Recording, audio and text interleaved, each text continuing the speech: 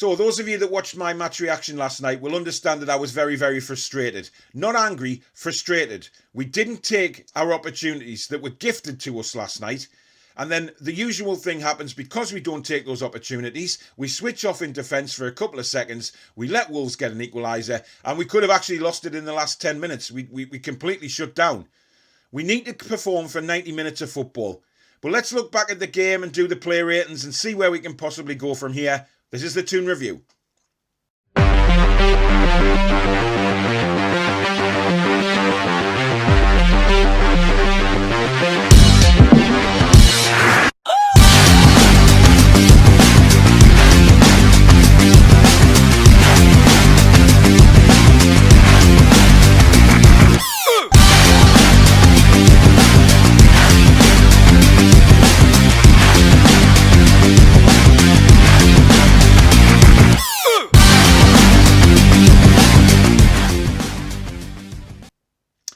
Hi everyone, I'm Paul, back again with another video on the Toon Review YouTube channel, looking back at the Wolves draw last night in the Premier League. And to be honest, like I said in the intro, I was very, very frustrated last night because, we should have won that game. We did enough to win the game and played well enough to win the game, actually. But for me now, it's not all about performances. It's about getting points on the board and trying to extend our lead away from this relegation zone. Brighton have fallen down there now as well. Fulham play today. As I record this, they haven't played yet, so I don't know what's going to happen with that. They could be back within 1 point of us. So it's a very scary situation at the minute. But for me, the match last night, we performed so well in that first half. But again, we don't take our chances that are gifted to us. Miggy hitting the post when he really probably should have scored, if we're honest. There was a Hayden header on the penalty spot that really put it in either corner. It was a goal, but again, it was a weak header straight at the goalkeeper. Joe Willock had a fantastic opportunity, put his shot too close to the keeper. Obviously, Maxi tapped that in, but it was clear that it was offside. Second half, Joe Linton had a wonderful opportunity on the penalty spot, but again, put it in either corner and it's a goal. But he put it straight down the middle, it hit the defender, and the rest is history. These chances are things that we've got to put away in the situation that we're in right now. It's just becoming a bit of a dire situation because we played well enough to win the game last night, but again, we don't come out with anything. And again, we switch off in defence for that brief few seconds and it costs us a goal. The starting lineup for me, I was very, very surprised to see Emil Kraft in the team, given his utter crap performances in the last two games. But then again, he is our only right back. And, although I think Murphy can play there, he didn't want to do that. He put Kraft in again. And Kraft was just given a new one by Traore the whole game. I mean, he had nothing on him. He just could not do anything. I thought Traore would have started on the other side against Jamal Lewis, but he didn't. He swapped Neto and Traore around. So Neto playing on the right-hand side when he's normally playing on the left. So it was a good idea, really, from the Wolves manager to do that because Traore had the beating of Kraft the whole game until, obviously, Kraft went off injured. But, you look at the first half, the chances, like I've just said there, we should have been two or three up at half-time. And we could have been really, really comfortable. But again, we make life very difficult for ourselves. The second half, Jamal Lascelles, beautiful header from a Fraser cross to put us in front. And you're thinking then, come on, let's go and get a second. For me, Wolves were there for the taking last night and we should have done a lot better than we did. But again, that brief seconds of switching off, Lewis is beaten down the left-hand side far too easy. The cross comes in. Two central defenders, Clark and Lascelles, go to the same man. Neves is just left alone. Hayden is looking at him, but not switched on enough. He's too slow to get out to him, and Neves scores the header. Now, all this shit about Dubravka, all right, let's just get rid of that right now. Dubravka was not to blame for that goal. If you look at the build-up to that goal, defensively-wise, we were absolutely rotten. And yeah, you could say Dubravka should have got a stronger hand on it, but, he hasn't played all season. Give the guy a chance to get, bedded in again. He's played one FA Cup game this season, and people are coming on social media absolutely hammering him, saying, we should have left Darlow in. Bollocks, because you were the same people that wanted Dubravka in. Now, you can't go back and say just because Dubravka should have got a stronger hand on it, maybe, Darlow should have played. It's absolutely nonsense. And I'll come to Steve Bruce's comments at the end of the video. If we look at the rest of the game, we fell asleep in the last 10 minutes. Dubravka then makes a fantastic save. I know it hit his shoulder, but the way he spun round, he saved it. You know, he spun round and managed to get enough purchase on the ball to send it onto the crossbar and away. Now, that could have been 2-1 Wolves, and we could be sitting here today after another defeat in a real crisis. So, he saved us a point. So you can get lost with all this crap about Dubravka conceding the goal. No way was that his fault. You look at the build-up to that goal. Neves should never, ever have been given the opportunity to get that header in the first place. It was awful, rotten defending, like it's been most of this season. Conceding silly goals when we really shouldn't have to. So it ends 1-1. We get a point, but for me, it's 2 points dropped. Like I said on the match reaction show last night, for me, 2 points dropped. Yes, it's a point. Yes, it's a point towards pulling us away from the relegation zone, but it could have been so much better and should have been so much better, in my opinion. But hey ho, we didn't lose the game. That's very important as well. We did not lose. And that has to be said. Something needs to come out of that as well. But if you listen to Jamal Lascelles' interview at the end of the game last night, it just tells you what's going on in that dressing room. And it's not good. It is not good. Basically, he's just saying that he's going to ask Steve Bruce about what we were supposed to be doing out there. Now, for me, you've got all this stuff about Steve Bruce now and Graham Jones. Did Bruce tell him to F off? You know, it looks pretty clear on camera. But as I say, I'll come to Steve Bruce at the end of the player rating. So if we start off with Dubravka in goal, I thought he was solid. He's solid coming for crosses. He's very, very vocal. And that's what we wanted to see back in between the sticks. Yes, he should have got a stronger hand on it. But for me, my God, you know, the guy's been out all season. He's our number one keeper. And I'm not going to turn my back on Dubravka just because he maybe should have got a stronger hand on the ball. For me, it was a solid performance. So I'm going with a 7 for Martin Dubravka. Now, right back, Emil Kraft. This guy has to be one of the worst right backs I've seen at the club for a long time. An absolute age. He just isn't up to the standard that is needed in the Premier League. He was tore a new one by Traore most of that game. And for me, he was just god rotten. So I'm giving Emil Kraft a 2. He was terrible. On the left-hand side at left back, we had Jamal Lewis. Now, again, Jamal Lewis, he was a bit more sturdier than what Kraft was on the other side. But again, leading to the goal, that cross should never have come across. It was far too easy for Neto to beat Lewis and obviously got the cross in for Neves. It was a poor goal. Lewis, for me, gets a 4.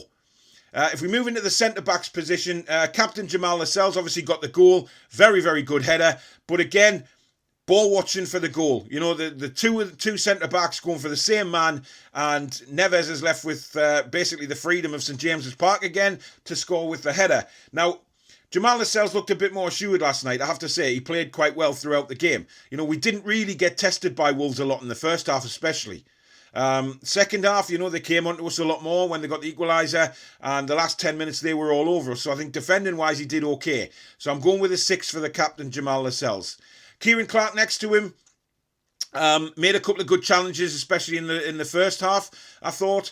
But, you know, again, ball watching for the goal. We've got to try and eradicate that from our game, to be honest. It's happening too often, and it needs addressing on the training pitch. But again, you know, he wasn't bad, was he? I mean, it's a solid, decent game. Another 6 for Kieran Clark. Now, if we move into the midfield, we'll start off with Isaac Hayden. Very, very disappointed with his yellow card after 18 minutes. You know, Traore cutting in from the left-hand side, cutting across the pitch. You know, just leave him. You know, we had plenty of players around. There's no need to dive in like that. And that's where Hayden has to improve his game, in my opinion, because he's picking up silly yellow cards when he shouldn't. He switched off for the goal. You know, he's looking straight at Pedro. He's looking straight at Neves, and unfortunately didn't get out to him quick enough before Neves got the header in on goal. But, you know, he did put some decent challenges in. But for me, it's a 5 for Isaac Hayden. Joe Willock, again, not such a bad performance. Nothing spectacular. Should have scored in the first half without a shadow of a doubt. You know, again, that's what we need to see from him, though. Bursting into the box to get on these balls. But he should have had another goal for Newcastle last night. Either corner, and it was a goal. But again, he put it too close to the goalkeeper. But all in all, a decent performance. I'm going with a 6 for Joe Willock. Now, John Joe Shelvey I'm coming on to next. And this is going to shock a lot of people because, as you well know, I've been a big critic of John Joe Shelvey this season for his attitude, for his work rate, etc. I thought he was fantastic last night. I have to be honest, I thought he was fantastic. He ran, he defended, he got back, he made tackles, he played a lovely ball through for Almiron that hit the post. You know, I just thought that was what we need to see from John Joe from now to the end of the season, because when he plays like that, he is effective. Nobody can tell me otherwise. He's effective. He's looking for those through balls. He got stuck in, you know, he tracked back, he made tackles. So John Joe, for me, best player for Newcastle yesterday. He gets an 8.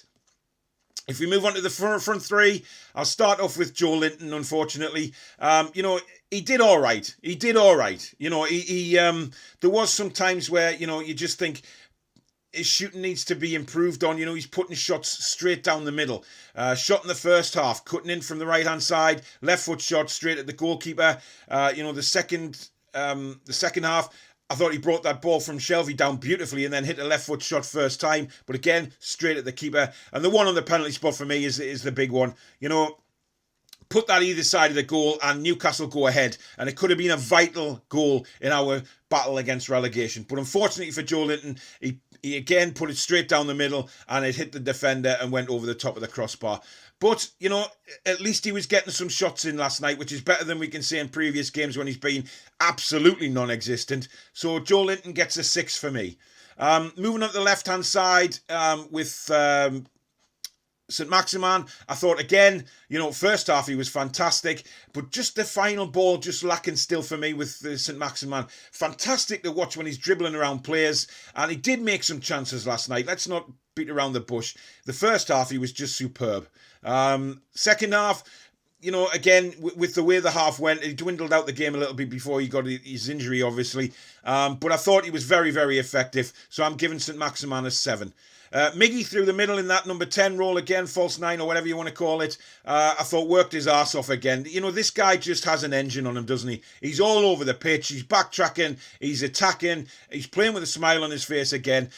He should have scored that ball, beautiful ball by Shelvey to let him in. And, you know, he just curled it. He didn't get enough purchase on the curl, did he? And it hit the post and went away. But he should have scored. But Miggy is coming into his own at the minute. He's had a fantastic last few games, and I'm going to give him an 8. Now, the substitutions, Ryan Fraser obviously came on at half-time for the injured Miggy, and, you know, he did very well straight away. Obviously, beautiful crossing for the goal, and it was right on Lascelles' head. He couldn't really do anything with it, but score. That's what we want to see from Ryan Fraser, a bit more impetus like that, taking players on, getting crosses into the box. That's what it's all about for me. So I'm going to give Fraser a 7. The next substitution was, of course, Jacob Murphy coming on for the injured St. Maximin. I don't know what happened, you know, when St. Maximin was down, you know, down for about 5 minutes. He takes 2 minutes to walk off the pitch, and Steve Bruce still doesn't have a bloody sub ready. That really pissed me off a little bit. There was no preparation there, but eventually Murphy came on and he did all right. He was threatening again. I like the way Murphy gets the ball and he either goes down the wing or he cuts inside because he can hit it with his left foot or his right foot. And that's what the defenders worry about with footballers who can play on both feet.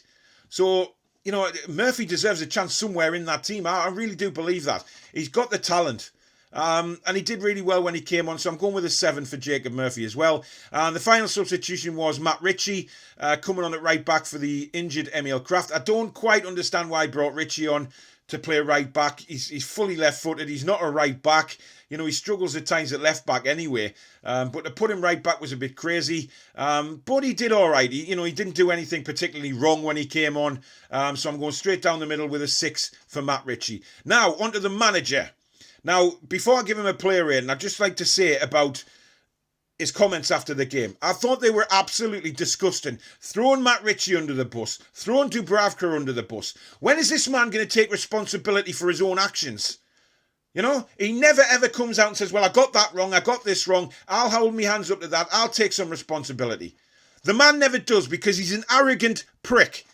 I'm sorry if you're a Steve Bruce fan. The man is arrogant and does not like to think that it's his fault in any shape or form. The fact that he was spotted on camera doing what he did with Graham Jones is disgusting enough. But then to throw his players under the bus like that, that is disgusting. You know, if you've got something to say to the players, say it in the dressing room. Don't come out on camera like that and throw your players under the bus. What is that going to do for the confidence? And also, what is it going to do in future games when you're trying to motivate these players, Steve Bruce? They're going to look at you and think, well, if I do anything wrong, are you going to throw me under the bus as well? Bang out of order, Steve Bruce. Bang out of order. And whatever respect that any supporters had for you, I certainly didn't have, but whatever respect any supporters have got for you now is well and truly gone. Because I think it's absolutely disgusting to throw your players under the bus like that. After Dubravka's been out for so long like that, you then say, well, he should have got a stronger hand on it if he looks back at it. Yeah, maybe he should. But why aren't you coaching these defenders any better to defend properly and stay switched on? You don't do that, Steve, man. Just get the hell out the club. Let Graham Jones take over till the end of the season. Just bugger off. The players are starting to disrespect you. The fans fucking hate you for a start. They absolutely despise the ground you walk on now. So you've got nothing left at Newcastle United. Just go. Do everybody a favour and piss off out the club. But for his management yesterday, I mean, you know, he started positively. You know, he went with a positive formation again. But the fact that what he came out with after the game, I'm giving him a 1 because I think he's absolutely disgraceful with those comments after the game. So there's my quick thoughts on the game and the player ratings. You know, if you haven't watched my match reaction show last night, go back and watch it. It's on rerun now. But if you've enjoyed this video, please do hit the like button. If you're new to the channel, you like what you see, please do subscribe. It's building very, very well. And thank you, everybody, for that. I'll be back tomorrow night, of course, 8 p.m. Don't forget, on this channel live with the 4 Horsemen of the Toon with me, Barry, John and Peter. And we'll be discussing all things about the game. And I'm sure you guys will make it very entertaining as well on the live comments. But more to come, you know, more live shows this week. We've got more previews of games coming up against, you know, West Brom next week is just massive, isn't it? It's turned into a massive game. The Dinosaur Derby, it's one where we've just got to try and get 3 points. We really need the 3 points. But in the meantime, guys, like I say, watch the live show tomorrow night. Enjoy the week ahead. And hopefully we can bag 3 points next week against West Bromwich Albion. Take care, guys. Thanks very much. Be strong.